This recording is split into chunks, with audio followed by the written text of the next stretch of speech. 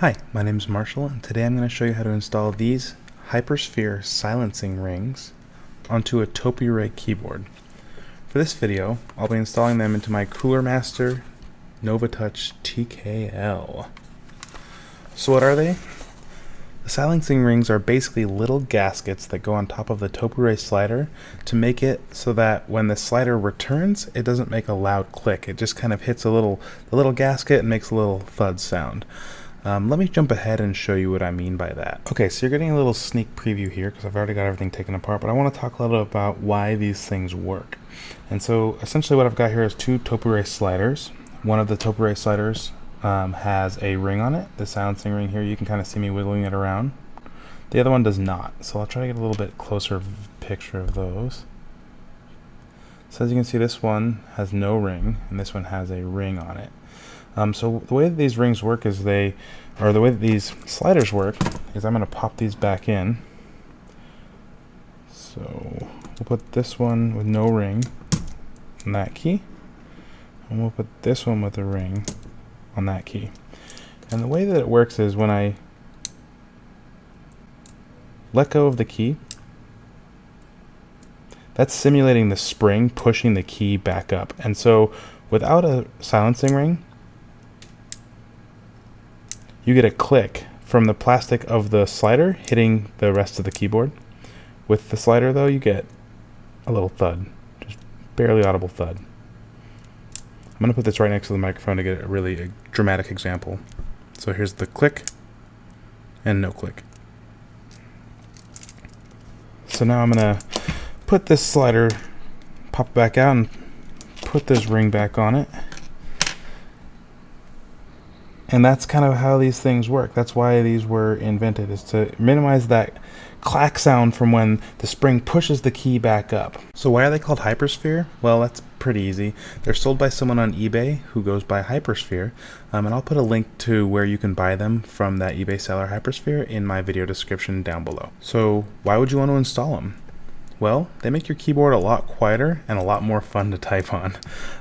So Realforce makes a silenced Topre keyboard called the Realforce 104 US. They charge about $300 for that luxury of a silenced keyboard. This is a fun way for you to get a similar effect with a little bit of DIY, and it's a lot cheaper. Let me show you now a sound comparison from one silenced and one unsilenced Novatouch. This is me typing on the non-silenced Topre CM Novatouch TKL.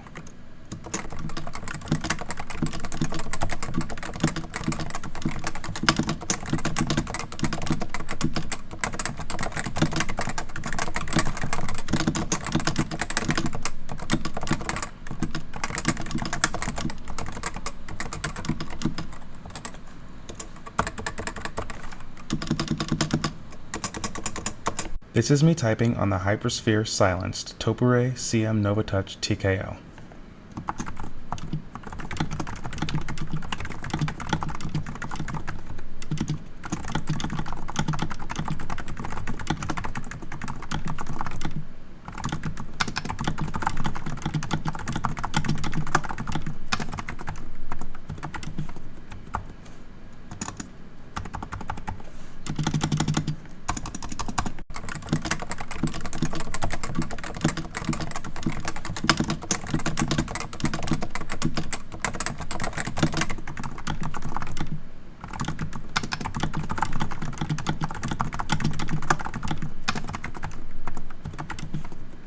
Oh my gosh, it sounds amazing! Amazing! Amazing! Amazing! So overall, it took me about 1 hour to get the keyboard fully disassembled, get all the screws out, get the sliders popped out, get the rings put onto the sliders, and then put the sliders back in, and then reassemble the keyboard. I'll speed up the boring parts, but I'll give enough descriptions so that you understand what's going on. And without further ado, let's get started. So the first thing you're going to want to do is take off all of the keys off of your keyboard. So, through the magic of editing, ta-da! Just kidding, I have two. One for work, one for home. This one we're going to go ahead and get silenced up. I silenced the other one last night, so we'll go ahead and get this one going as well. So once you've got all the keycaps off, it's good to give it a nice cleaning. I give this one a very casual one. It could use a little bit more love. Once I get the case off, I'll do some of that. But essentially, what we need to do next is take out some of the screws. So if you look at the back of the keyboard, there are 4 screws. There's one here. There's one here. There's one under this do not remove sticker, which we will unfortunately be removing and voiding the warranty. And there's another one you can feel but can't see right about here. And if you just rub your finger there, you can feel where it is. What I'll do is I'll cut that little piece out with a razor blade, and then use the screwdriver to get that out. Alright, so I've got the screwdrivers and a handy razor blade here. We'll be using a Phillips 00 screwdriver, so if you can, I don't know if you can see that in the video, but essentially 00 Phillips. Get rid of the rest of those, we won't be needing them. And then we basically just take out these screws. So this one we can just peel the sticker off, just like that. Can use a little solvent later to get off this goo if I want to. And the last one's right here. So what I did is just poke a little hole, just like that. And then I use this razor blade to kind of just cut out the extra material.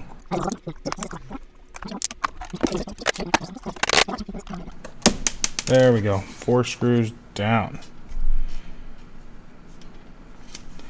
Put the screws someplace safe. I have a little coaster that I'll throw them in. Alright, so now that we've got the screws off of the case, the next step is to take the case off, and there's 2 pieces of the case. You can see here there's this piece, the top piece, that covers the front of the keyboard, and then there's this back piece that covers the back of the keyboard. And what you need to do is you need to separate those 2. So you take like a credit card, I've got this guy here, and then you can kind of work your way along in here and kind of pop it out. And there's a couple on each along the back, and then there's a couple along the front. And as you can hear, it kind of pops out.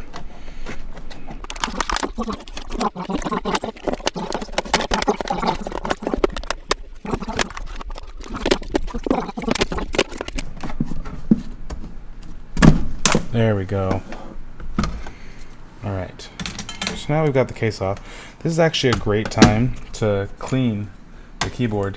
When you got the case on there, there's parts of the keyboard that are under the case that are really difficult to clean. So I think this is a great time to actually get in there and clean your keyboard.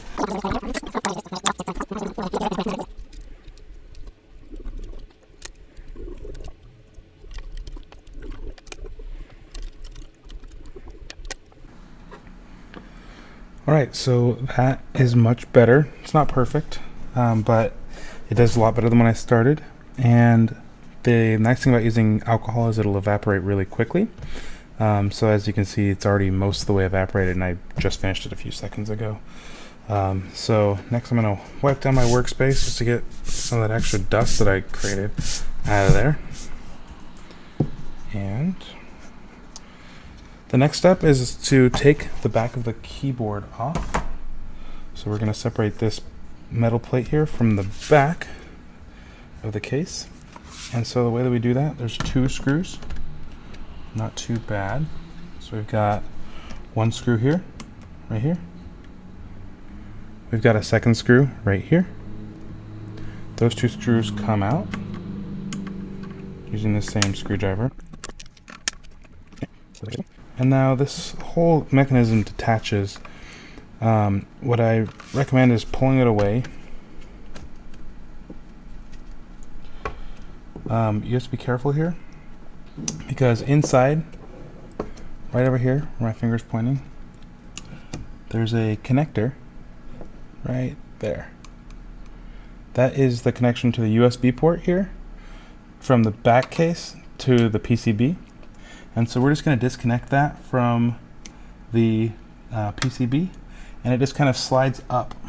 So basically there's 2 tabs on either side of the connector. And so what I did last time, what I'm going to try again, is get 2 fingers in there and pry like this back and forth, just kind of wiggle, wiggle, and then it comes out. You don't want to pull straight on the cables because you can actually pull these pins out, and it's a real pain to get them back in. So it's best to just grab, I'll try to get a better, closer view of this. This connector, focus camera. This connector has a little tab on either side, and you can grab it with your fingers, and that's what I just did, is just grabbed it with my fingers and popped it out of there. Set the back case aside, and now we're looking at the back of the PCB for the keyboard. So the next step is to remove all these keys. I'm going to flip this just so I'm looking at it the same way. Remove all these screws, rather. There's two colors of screws. There's a bunch of them. There's little black screws. The black screws all have arrows pointing to them. That's these guys. The silver screws all have circles. So the way I remember this is silver, circle, and then I know to put the silver screws back in the holes with circles. So I also think they're different sizes, so they probably wouldn't fit anyway. But here we go. I'm going to start taking out the screws. I'll take out the silvers first and then the blacks. So that does all the silver screws. Next we'll do the black ones.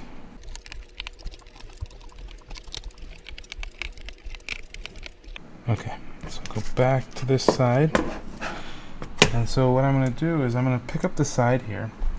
But I want to make sure that the membrane stays down with the PCB.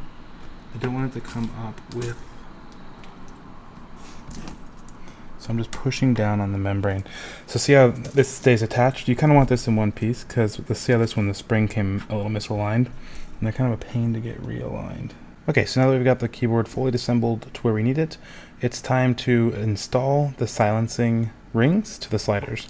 So what we'll need to do is pop each slider out one at a time, and then apply the silencing ring to it, and then put the slider back in. So I like to do one row at a time, move from the bottom of the keyboard to the top. I have this little prying tool that I use, but you can use like a big pen to push these sliders out. Essentially what you need to do is put your tool into the front of the slider and then push it through to the back. I do it from this angle so I can catch them as they come out. Basically I hold the keyboard like this, and then I go like, oops, lost that one. Try to catch them as they come out, and then you pull them out one at a time, like that, like so. So I'm just pushing a little bit of pressure. For the rows with the stabilizers, or the keys with the stabilizers, you just have to remove the middle. You can ignore the other sections. You only put the silencer on the middle one.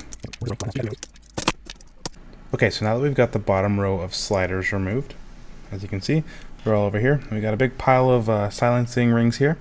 The next step is to apply the silencing ring to the slider. And so as you can tell from the video, this side's shiny. You saw that flash there. This side is just matte. You see it's just kind of a dull there. You want the shiny side facing up. So you put it over that little piece of the ring. You put the ring over the slider and slide it on. So there's one. So I'll do a couple more in real speed. So this is the shiny side up again. And you'll notice that on the slider itself, there's a little divot. So you kind of want to get it over the divot first, like that, and then slide it onto the rest of the slider, like so. Again, shiny side up, find the divot, slide it over the divot first, and then just kind of push it way down. Alright, so now that I've got all these silenced sliders, I can go ahead and put them back into the keyboard. So like I said, I like to do one row at a time, so we'll get this one started. Basically, you just put it back on the keyboard. It doesn't really matter which way it goes. I like to line them all up so they're going the same direction. But basically, what you want to do, make sure the ring stays on. You kind of line it up in that, there like that. And once it's flush, then you can push it down. You want to make sure that you're not forcing it. You just kind of go gentle on it. Once you can kind of see once it gets in this place, then you can just push it in. But you don't want to push it in just forcefully if it's not aligned, because you can break the slider, or you can actually get your ring stuck in there, and that'll ruin it as well. So this one's a little different. These small stabilizer keys, you don't actually have to take them all the way out to do this. essentially you can pop it off. Oops, I got the whole key. Just wanted to... Okay, so these things come out, and then while they're still, well, I got it just detached, so I'll show you how to do that too. You don't have to take them all the way out. This one came off, so I'll just put the ring on this way, and then put it back, show you how to put it back on as well.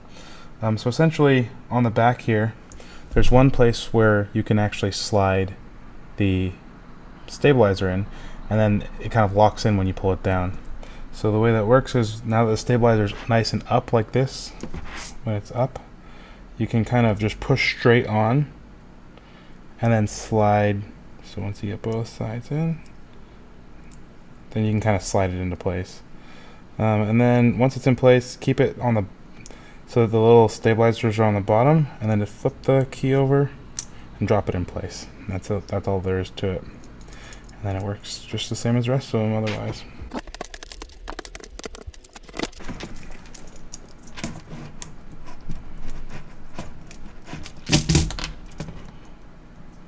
So again, on this one, I never actually pulled it out. It's still connected to the stabilizer, but this makes it a little easier than having to take it all the way off and put it all the way back on. The other trick is kind of make sure that the ring stays on the back. If it falls down and it's not lined up, you can actually get it stuck, and then you can bend the little ring, and then you'll have to get a new ring. So if you don't want to lose your rings, then essentially just make sure that they're lined up around the circle before you push it in. Otherwise, it'll kind of, the edge of it will grab, and then it'll pinch the ring, and then these things can get deformed and they won't work.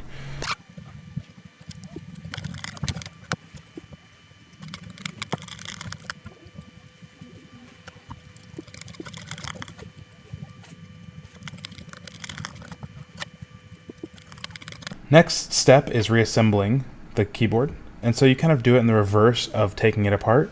So the first thing that you need to do is put the PCB back on. And so I have it in this orientation because I want to be really careful not to disrupt those springs. As you probably saw earlier in the video, I actually moved this spring a little bit when I was taking it apart, so I fixed that off camera. So that should be good to go. But essentially all you're doing is putting your keyboard, the sliders and all this plate here, back onto the PCB. And so you just line up each key with the spring below it and the rubber dome, and then kind of just press it on there. And then you flip the whole thing over and just holding it together. And then you carefully kind of, I use this hole here to just realign everything. And then I will do the silver screws first. And just start to put everything back together. So I do the silver screws. I don't know if this is really necessary, but I do a kind of star pattern when I'm putting them back together. So I'll put on a screw. Things are lining up. I'll put on a screw on this side, and then I'll reach over to the other side and kind of do the opposite. And remember, the silver screws go into the circles, and I guess the squares too. There's a square for that first one.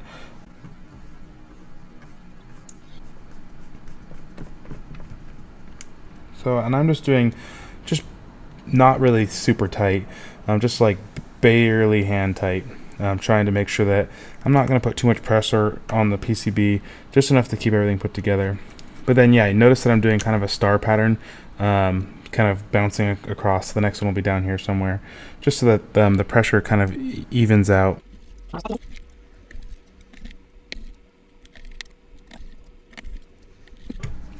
Okay, so silver screws are all in place. Now we'll do the black screws. And again, the black ones go into all the places where there's a little arrow pointed. So I'll again use a star pattern.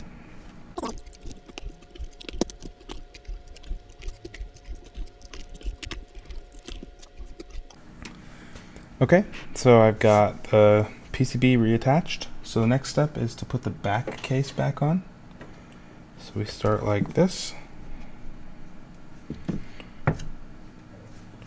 We line these guys up, it kind of just falls into place, and then we'll need to reattach the USB connector. So that's this guy here, and it goes in the same orientation. Just make sure the little lines, like the kind of a line to, they go on the top here. So basically there's a little square of 2 pins, that's this guy and this guy. These 2 plastic pins will then go into this square shape here, and then the 6 connectors will all hook up. So I'm going to go ahead and do that. And again, use the plastic to connect it, don't pull on the cable.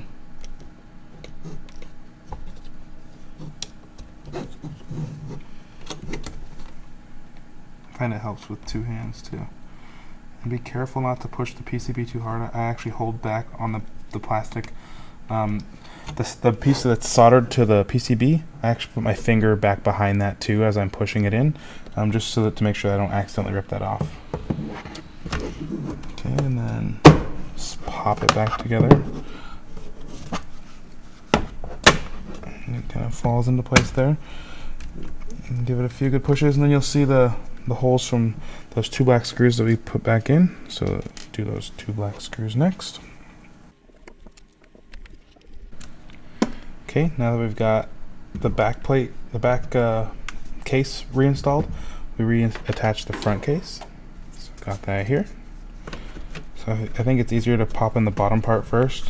You just kind of clip, you're trying to get all those clips back in. So line up the bottom and then kind of just push it on.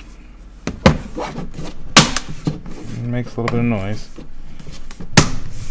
Pop back into place. Pop the back on. Kind of feel for all the popping and clicking and just getting it all pushed back together. Alright, feels pretty good. And now we've got the last 4 screws on the back.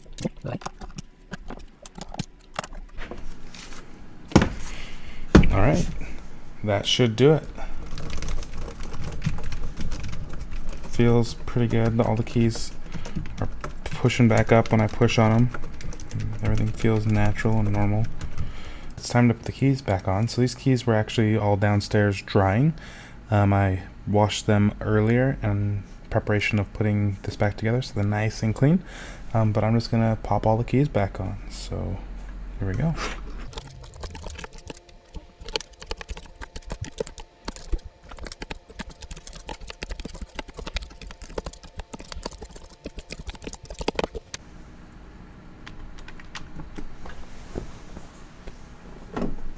Fitting to save the end key for last.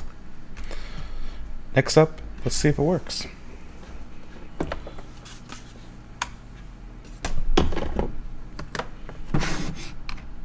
Fingers crossed. Oops, we gotta put the cable in the right way. There we go. And yep.